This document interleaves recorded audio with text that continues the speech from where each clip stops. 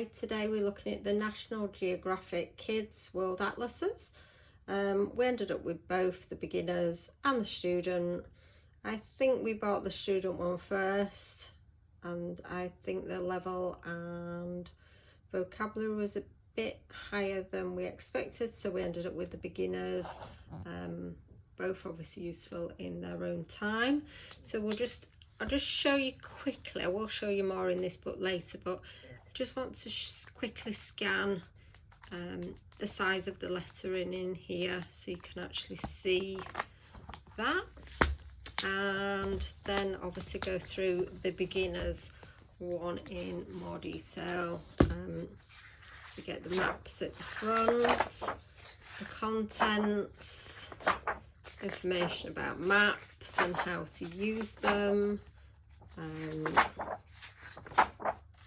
It goes on to the countries and more information.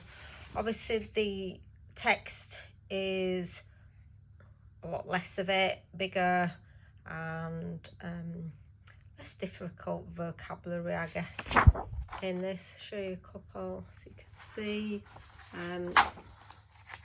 So I guess I think it depends on your child's reading ability, concentration, and whether they're actually interested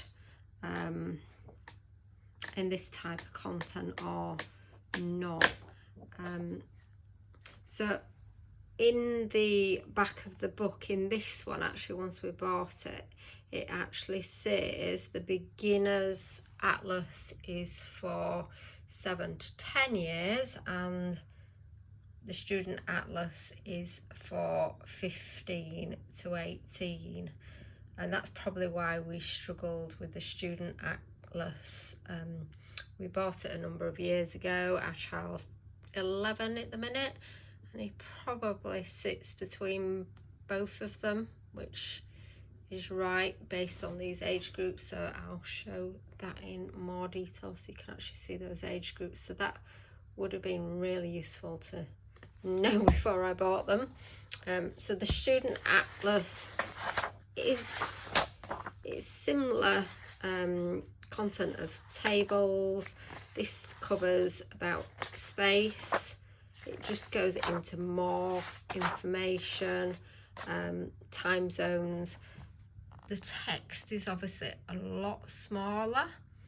The vocabulary is a little bit more advanced, but I guess it depends how much your child is interested to want to read all this information. I guess if they're very, very curious, they probably would want to do it, but if they find it boring, they might find this book a little bit challenging until they're a bit older.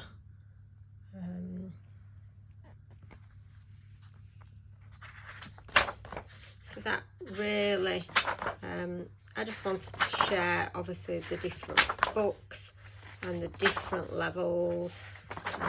So I would recommend trying to buy obviously an appropriate level book for your child. I think I just thought if it's a higher level, he's good at reading and he'll be able to read it anyway.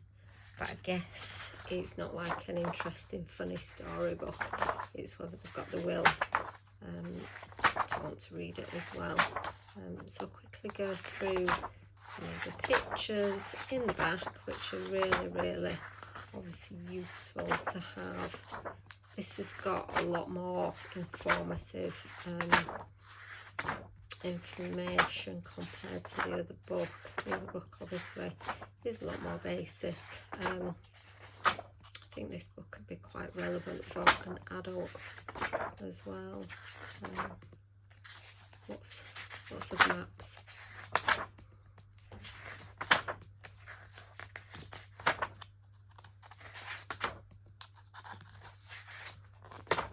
I always remember as a child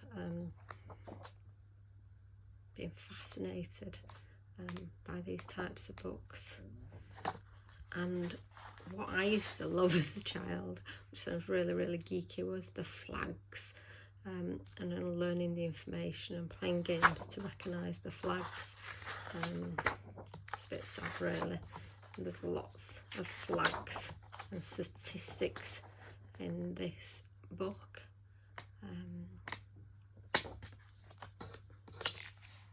And again, it's got the information about the age groups in the back. Thank you.